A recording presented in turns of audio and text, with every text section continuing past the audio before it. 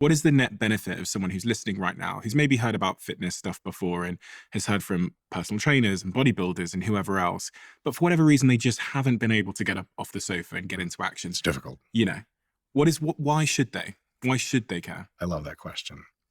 The first thing I'll say is maybe not a surprise to many of the people that know me.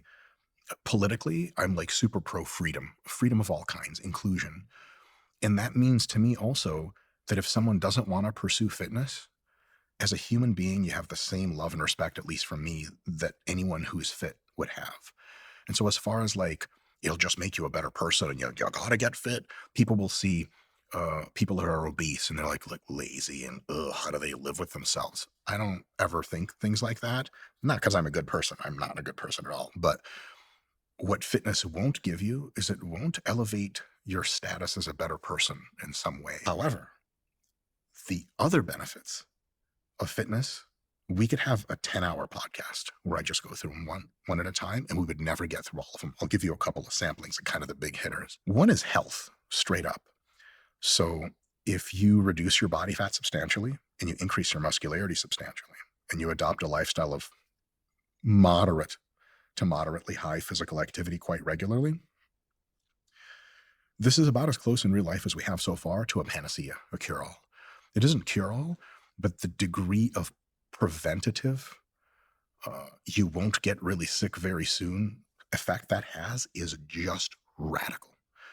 I, just coming off of them, but if it's okay to say, it was recently on like a boatload of steroids, like the worst ones. Got blood work right in the middle of that. Because I was very lean and very physically active and very muscular, my blood work's stellar.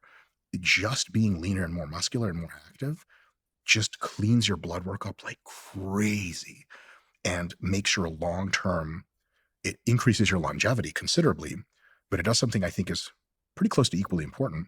It increases the kind of time you're having in your life while you're alive. It makes it way better. It reduces the morbidity. And so, because you can be around a long time living in an assisted care facility and like on machines to keep you, yeah, you're alive, sure, but there's something missing there. But if you have more muscle, less fat, and more physical activity, you ever see like an 80-year-old that's like cardio walking down the street and you're like, my man, Mhm. it'll give you that. Mm. So that's a big deal. So health, it'll give you, usually people experience a perception of wellness that's psychological. They just feel better. They feel cleaner. They feel more energy.